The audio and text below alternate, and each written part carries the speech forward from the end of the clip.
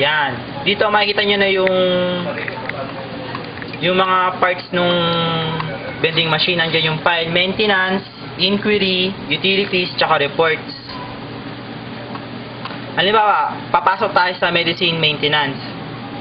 Bali dito pa, makikita nyo yung date tsaka time kung kailan siya binuksan ng operator. Pasok tayo sa maintenance, sa medicine maintenance. Dito, makikita natin yung codes, class, category, generic name, brand name, description, manufacturing date, expiration date, manufacturer, pictures, quality, tsaka price. Ito yung kung saan natin ipapasok yung mga gamot. Halimbawa, code 1. O yan. Ang lumabas na category is paracetamol, Biogesic. Yan. Ito. Tapos, pupunta naman tayo sa iba. Close natin. Pupunta tayo sa price inquiry. Yan. Bali dito, makikita natin yung item code, yung brand name, tsaka description, tsaka yung price. Mag-enter tayo ng code 1. Biogesic tablet. Dito nakalagay yung price niya, 4 pesos. Tsaka yung kung para saan yung gamot. Then, punta naman tayo sa panibago. Close. Price adjustment. Dito rin ulit, makikita nyo yung item code, brand name, description. Pasok ulit tayo ng code. Biogesic tablet ulit.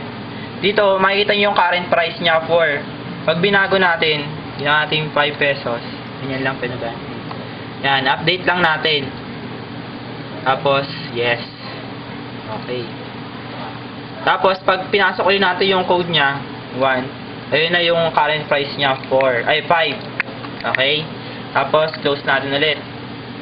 Pasok naman tayo sa iba. Sa sales naman. Close ko na to. Saan naman? Transaction. Dibutra lang tayo sa transaction. Yan. Dito makikita niyo yung mga process na ginawa sa pagbili ng gamot.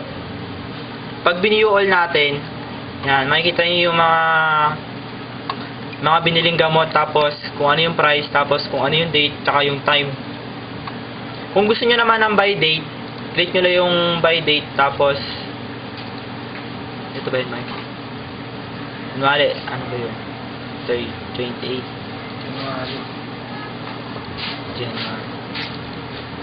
January 30. Tapos January 30 din. Tapos pwede din may view. Ayan. Ha? Yan na. Tapos i-print natin. Yan. Yan na yung mga na-process nung January 30, 2010. Yan. Yan na lahat. Then, pa-close natin. Close. User login. Tapos, punta naman tayo sa user login. Yan. Dito, makikita natin kung sino kung kailan nag-login yung operators or yung admin. View all. Pag view all, ayan, makikita nyo. May nakalagay na admin, mark, admin. Kung kailan siya, anong oras siya nag-login, tapos kung ano yung time. Yan. Pag gusto mo ng by name naman, click mo yung view by username. Kung anwari, Mark. Ayan. Ito yung mga pinarases ni Mike. Ayan. Tapos, pag by date naman, ganoon din. January 30. January 30. January 30. Then view. Yan. Yan yung mga na-process. Okay, punta naman tayo sa panibago. Okay, gusto nyo makita ng malapitan, print nyo lang. Yan. Yan na lahat yung mga na-process. Then close natin. Close. Bakit? Sa coin counter. Tapos punta na tayo sa coin counter. Ito yung mga nabilang nung coin counter namin na pumasok dun sa coin bank. Sa coin bank 1 meron na tayong 9 pesos. Sa coin bank 2 meron ng 3. Sa Coinbank 3, wala pa kasi yun yung 10. Then, kapag gusto mong i-reset ulit, nakuha mo na yung laman ng Coinbank, reset mo lang, back to 0 siya. Then, panibagong bilang naman. Okay? Then, close. Tapos na. Lago. Punta naman tayo. Kung gusto mo nang matapos, punta ka ng log off or turn to the Ben mode. Yes. Then, yan. Punta ulit sa pagpipilian ng gamot. Tapos ang shutdown. Unselect and username. Tapos, punta ulit tayo sa admin, username. Admin. Then, enter. Sa user maintenance. Tapos, punta naman tayo sa user maintenance.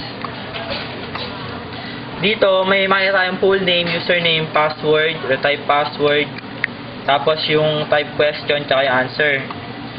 Dito pumapasok yung, kunwari, napalitan na yung operator. Pwede yung admin pumunta rito, tapos mag-create ng panibagong user. Gawa tayo ng panibago, add user. Pinutin ko ba to? Then, full name. Admin na lang. Then, username. Admin din. Yung password ko. Admin din. Retype ko. Admin. Yung type, user. Tapos yung question, nickname. Tapos, ang bin lang. Then, save username information. Then, okay. Then, tapos, Click mo yung ano. ito. Yung admin. Hindi, ayan. Ito. Ayan. Tapos, Admin. Ayan. Close na. then, close na natin.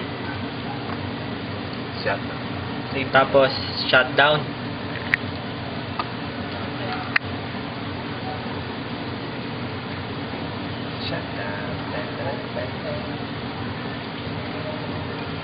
Yan. Diyan nagtatapos ang aming vending machine process.